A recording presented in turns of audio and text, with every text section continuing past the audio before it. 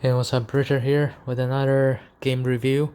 As you can see, I've been playing more games, so I'm fairly new to this chess.com app, and I haven't all been playing that many games, but fortunately, I was able to win some games today. So this is a game that I actually played yesterday. I played in a bus, so I was in a bus, constantly having to look at the stops because my class just started and I'm not so familiar with the campus yet. I don't I didn't really know which stop I was supposed to get off, so I had to constantly check the stops and be asking the drivers where I'm supposed to get off.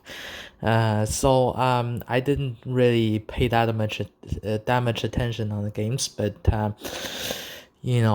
according to AI, my accuracy is kind of okay. I kind of played an okay game. It's not the best game, but I guess it's okay. So let's see what happened in the game. So I have the black pieces, and my opponent opened with knight to c3. So knight c3. So um, for me, I open with e6. I know this is kind of unorthodox, but the point is, I really don't want to, want her to control this d5 square because that would be too comfortable of this square for the white to control. So we have e4 by my opponent and bishop to f4. So this is a really good square. So basically asking, okay, what are you gonna do with this knight? Are you gonna trade or what? Of course, right now it's not the best idea to trade if she plays something like a3, kicking away the bishop. I'm just gonna play bishop to a5, basically keeping the pressure on the knight and see how the game will go. So we have knight to b5,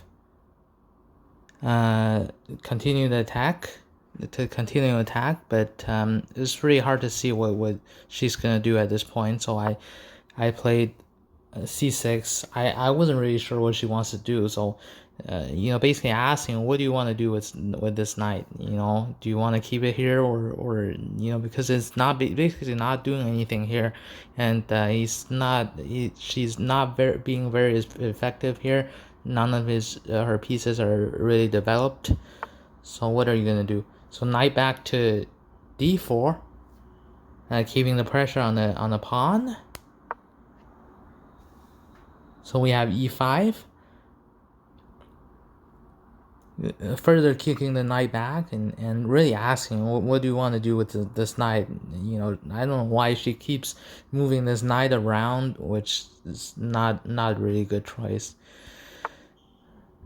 So again, we have knight to f5, and so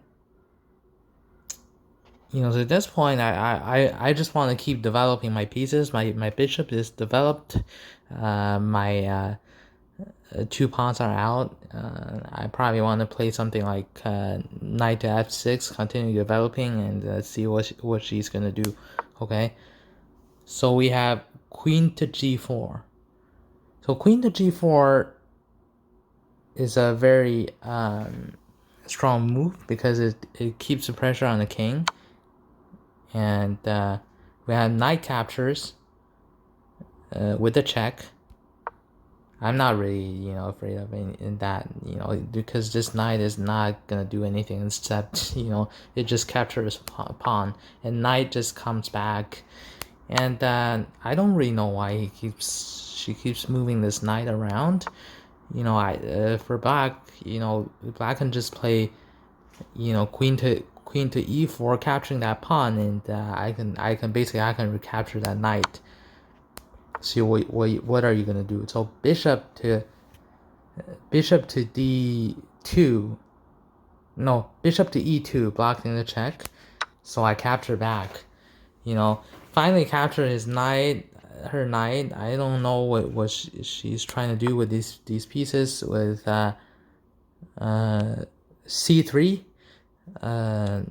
asking what do you want to do with this bishop. So bishop, so now bishop back to a5, keeping the pressure on the pawn.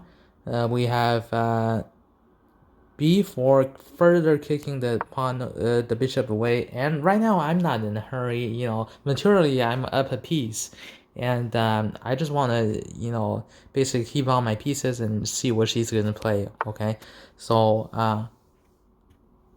we have a4, developing the pieces, and finding knight to g6. So remaneuvering the knight, but I wasn't really satisfied with the position of this knight because you know, you don't want your knight to be on the ridge. It's not really a good square for the knight to come. So she plays a5, further advancing the pawn and hoping to you know, create the pass pawn. You know, of course I'm not gonna agree that, so I trade. So with pawn captures on b6. So we have b5. Okay, so for this, you know, I think, you know, for me, the capturing move is not the best move. You know, I should have played bishop captures because this kind of creates a chance for my opponent. She can just grab this rook. It's a free rook for her, but unfortunately she didn't catch it. She's probably busy doing something else. She played this move, which is not really useful. So I captured with pawn captures, and queen to c2. Okay. But queen to c2 is a terrible blunder because it's right on the square of the queen, so my queen can just capture and she just lost the queen. So queen captures with the check. This comes with a check. So we have king to f1, and basically this is already checkmate, huh? Because after queen captures on bishop, you can only block with the other bishop, and you know, after queen captures on the other bishop, there's no way you can for the king to go anywhere, huh? So this is basically already checkmate. So here, this is where I checkmate the opponent. Well, overall, it wasn't a really good game. You know, I had some blunder, but you know, most of the time I play some really normal moves. She's probably busy doing something else. I was on the bus waiting for, you know, to asking the driver, constantly asking drivers for this direction. So I wasn't really focusing on the game. But anyway, it's an okay game, I guess. Especially considering the fact that you played it on in a bus.